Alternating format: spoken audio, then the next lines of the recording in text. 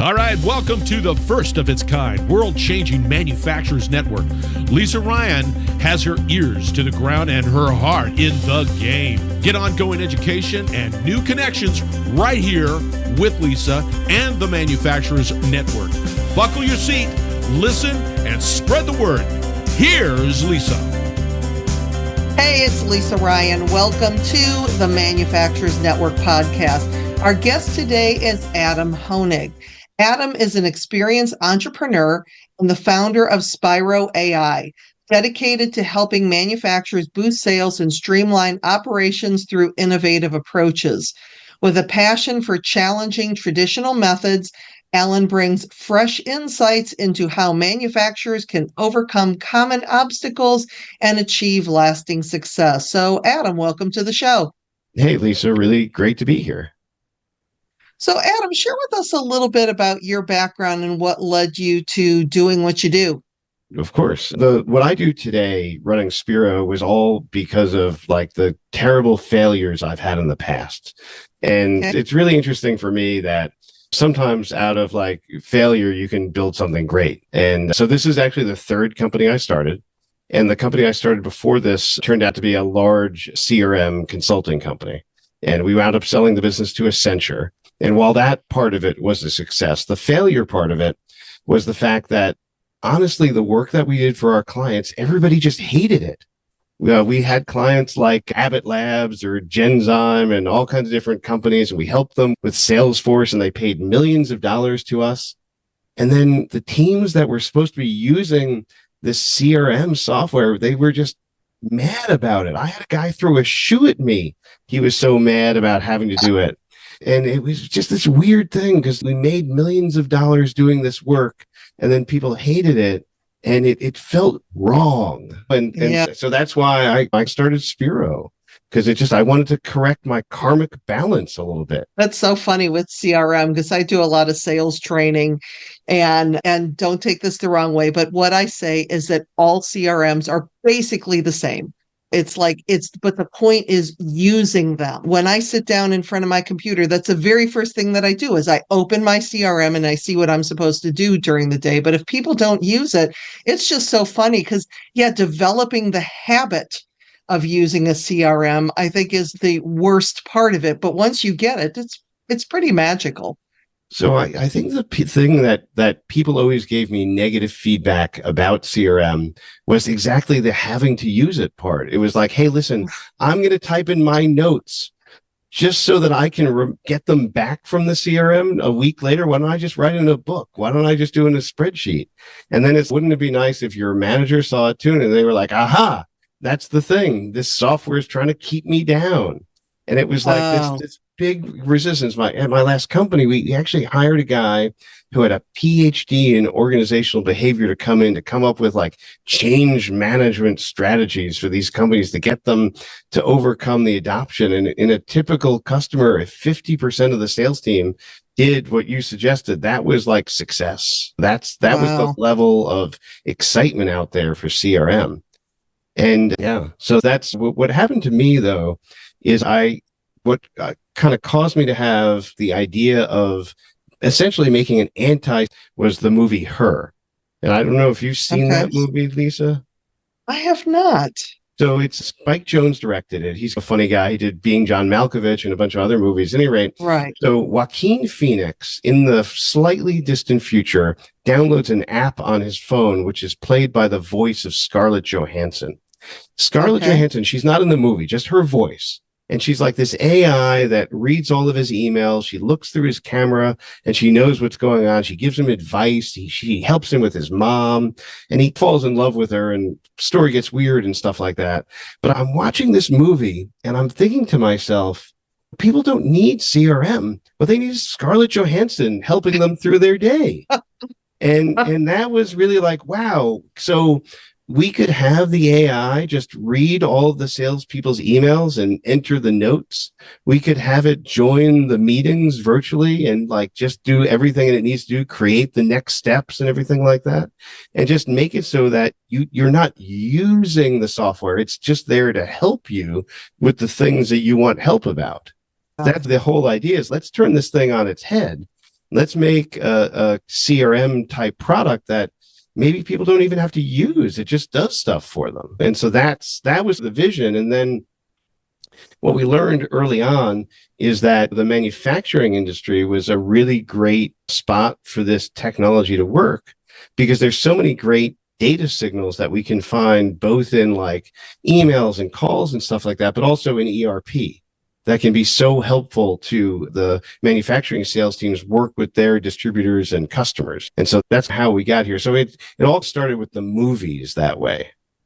Oh, that's so funny. Yeah, it really is this whole market of done for you. And I think that it falls into so many different areas because what we're teaching is not rocket science. Open up your computer, put your notes in your CRM, be nice to people, say thank you, clean up after yourself. Whatever it is. But there's this fighting that if we could I guess everything has to be done, and AI is that key to that. When it comes to manufacturers, what are some of the common misperceptions that you see with manufacturers about using technology to improve their sales process? It's really interesting because in working with a lot of manufacturers, they seem to be very product focused on their own product. And a lot of the companies that we work with are family businesses where maybe the grandfather, invented a thing, or maybe the mother invented something, and they're very committed to what they're developing. And so they have a lot of investment on the product and the development side, but not so much on the sales side. And I feel like there's almost like a feeling like, hey, this stuff should just sell itself. Like we don't need to make an investment on the sales side because we've been doing this for 50 years and people need our ball bearings or whatever it is that we're making, and they should just line up to buy them because they're so great. And I think the struggle that I see a lot of is not so much just on the CRM side. It's on, hey, if we could make that so that the team could visit more customers and distributors during the day, surely we're going to get more orders out of that, right? Okay, everybody agrees with that. So why don't we make a little bit of investment to make sure that happens? Oh, now we're talking about something else. Yeah, it takes me back to the days when I was in the welding industry, and as their corporate computer trainer, my job was to teach these guys, average age of 50-year-old guys in the workplace, of why they should get away from the 6-inch display book with all the products in it and actually bring a laptop into the plants so you could show welding demonstrations and you could easily look up prices. And it was the same thing 20 years ago. They're just like, no, I don't want to do that. And these guys couldn't even turn on a computer at the time. Then, of course, they got used to it and we see technology going, but we are not putting this genie back in the bottle, man. I think it gets compounded by the fact that it can be challenging to recruit for manufacturing companies. And so a lot of them have sales teams who are very mature in their market. I have a customer up in Canada who they have 3 sales team members over 70. And they know their territory, they know everybody, they've got a great book. And so they don't need to retire. But frankly, this company can't hire somebody to replace them. Nobody wants to work selling steel in this part of Canada. And so it's really tricky for these companies. Yeah. And it's almost on trying to figure out how to get that knowledge from those 70-year-olds of just capturing their legacy, because at some point they're not going to be working there anymore. Yes, I know this. It goes back to the only 2 things that are certain in life, and taxes is only one of them, unfortunately. Yes, exactly. But so again, part of our point of view is if you're going to ask somebody who's been working the territory for 40 years to now create a list of all their contacts and put it in a system so that somebody down the road might take advantage of that, they're going to be like, I'll get to that later. And so if the software could just do it for them, I think you've got a pretty decent chance of it actually happening.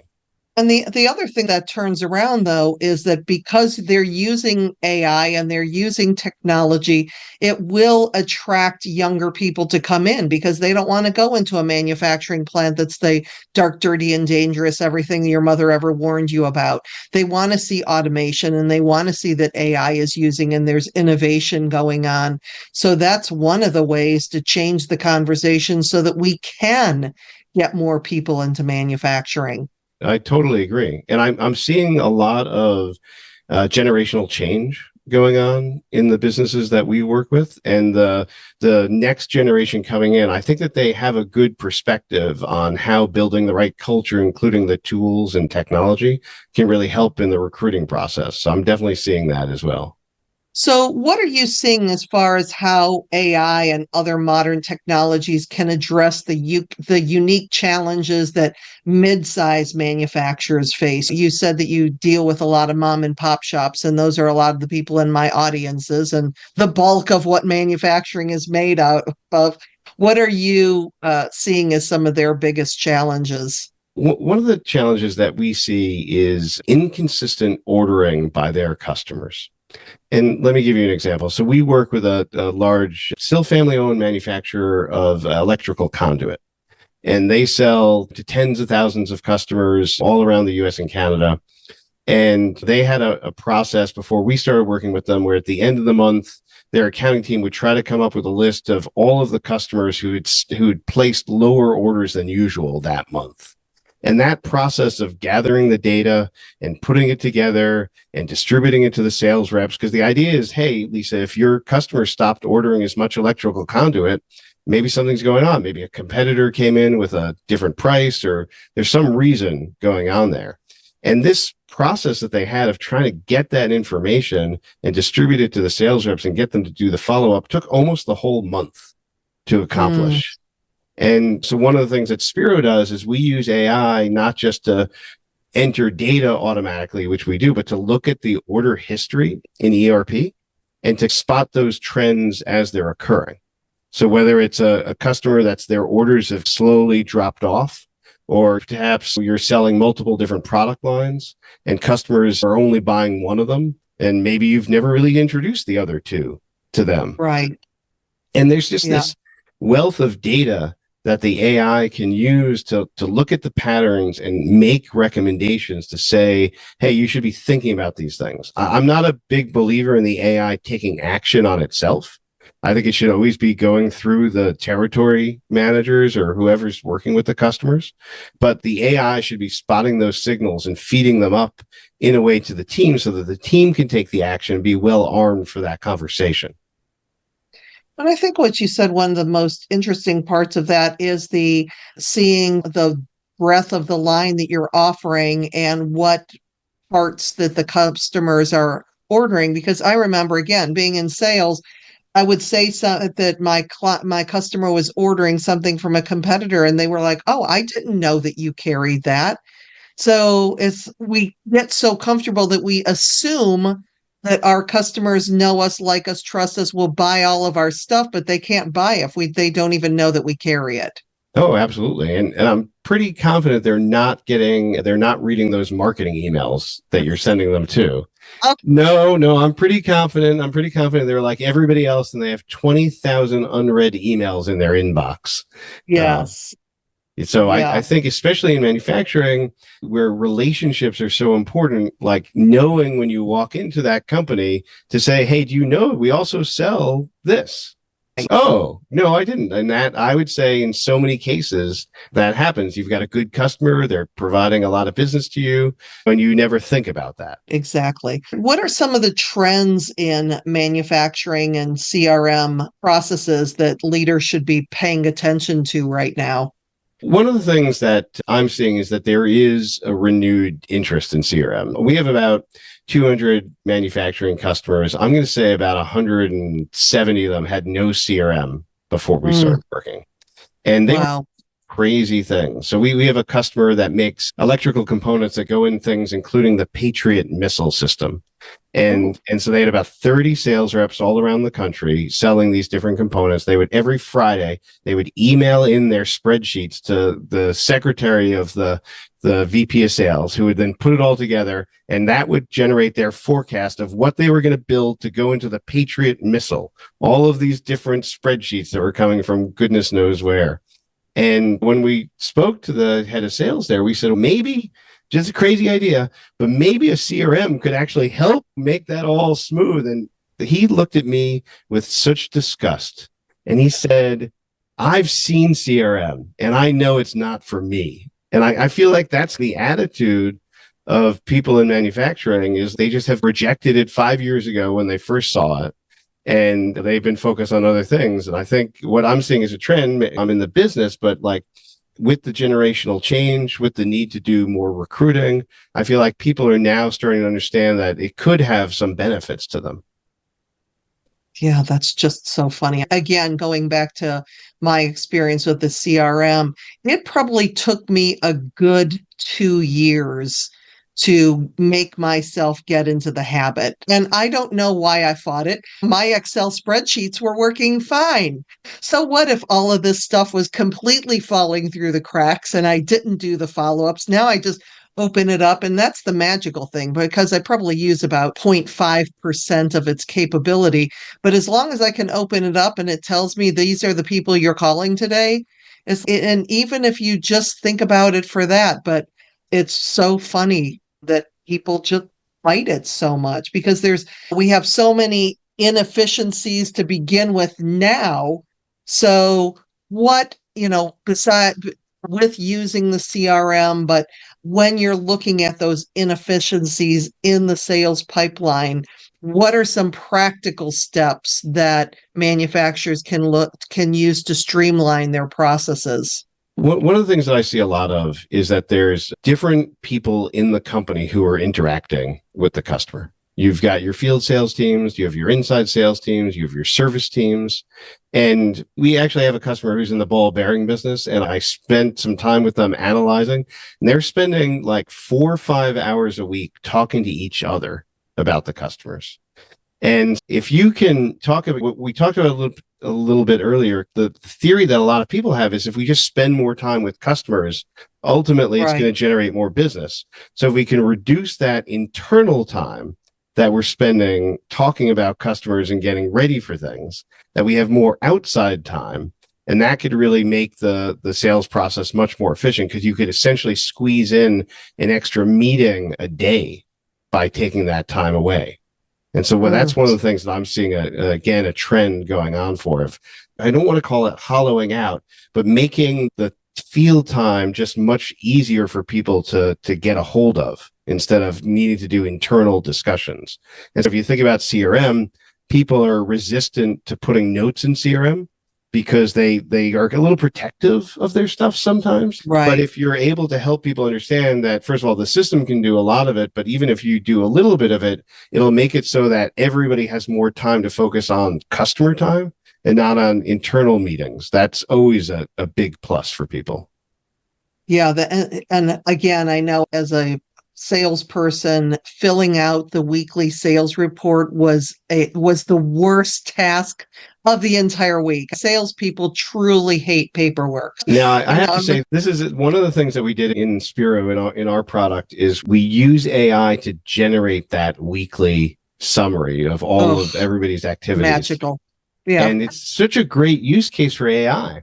Because if AI is aware of all the emails, if it's aware of the meetings and the notes and everything, it can just synthesize it and say, hey, here in one paragraph, here's what's going on with all of your customers. We call it the executive summary. And it's exactly that per account. So let me ask you, besides it reading your emails and stuff, does it look at the transcripts from your Zoom meetings and your Teams meetings too? Oh, yeah. And then what about like phone calls? it really can't record that legally. The legality is super interesting because what we do is we have a built-in voice over IP phone that comes with Spiro, and we integrate with Ring Central, with Teams phones, with other modern phone systems, and we get the transcript of the call. And there's no restrictions on having the transcript. It's only the sound recording where the legality is. And it has something to do with what's admissible in court and stuff like that. Because the transcript is not a guaranteed 100% accurate representation of the call. It's a no kidding, right?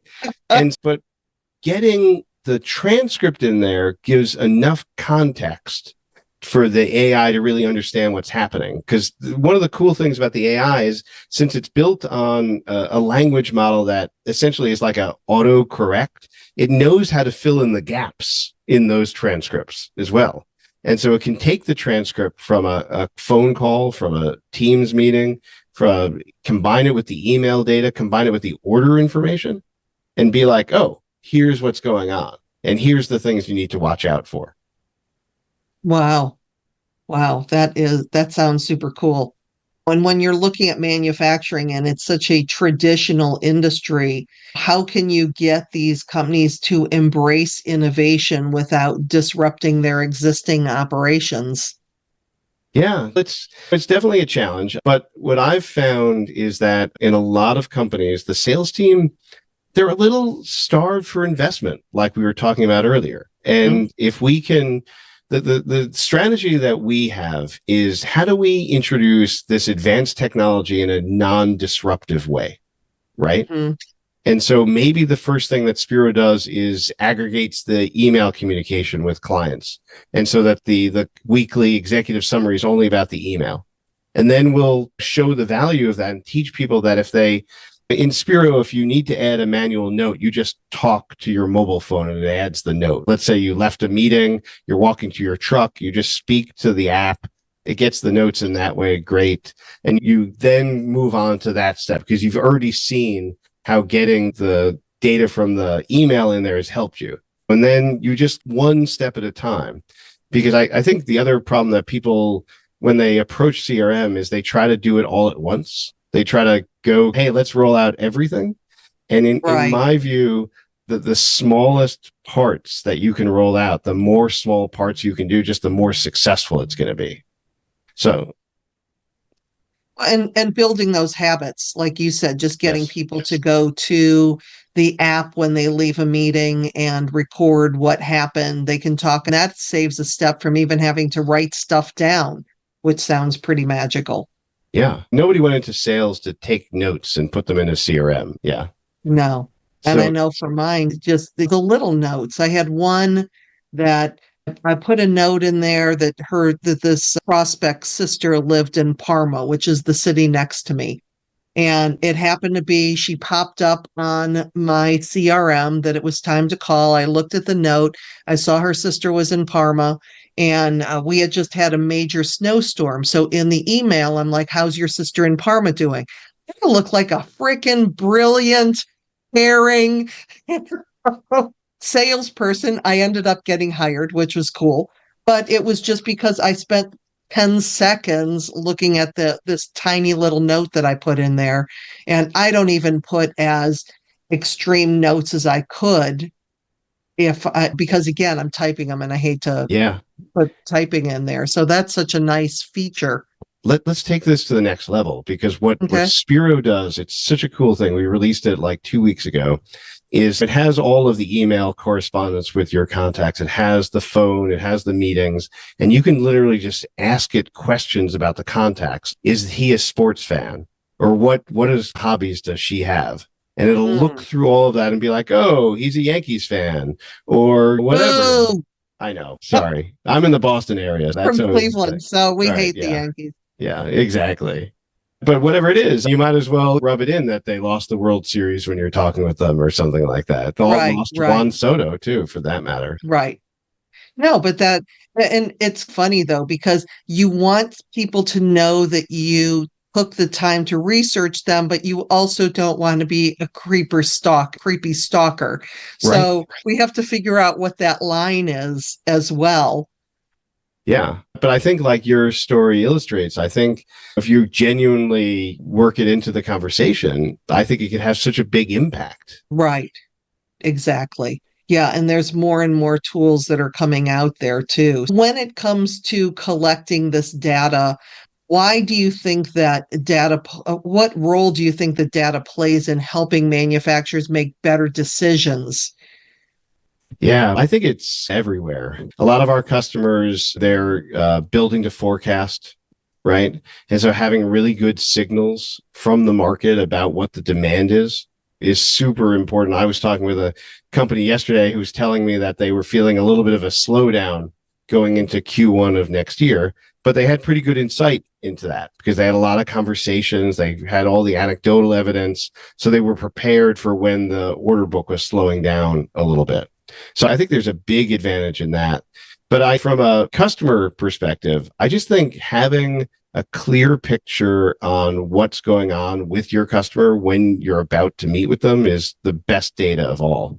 And not being surprised by things or not being caught off guard that makes you look like you care less and that you're not really invested in the success of that customer. Right. And the data, provided it's collected without a lot of human effort, can be really helpful with that. Exactly.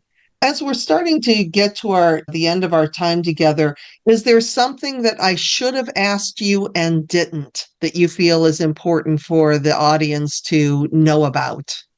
So we're in the AI world. We have this, we call it an anti-CRM CRM that uses AI to do all this great stuff for people. And people are sometimes worried about the data privacy of that. And is the AI going to be then sharing that information widely? And I think it's a really important question for people to investigate when they're using AI products.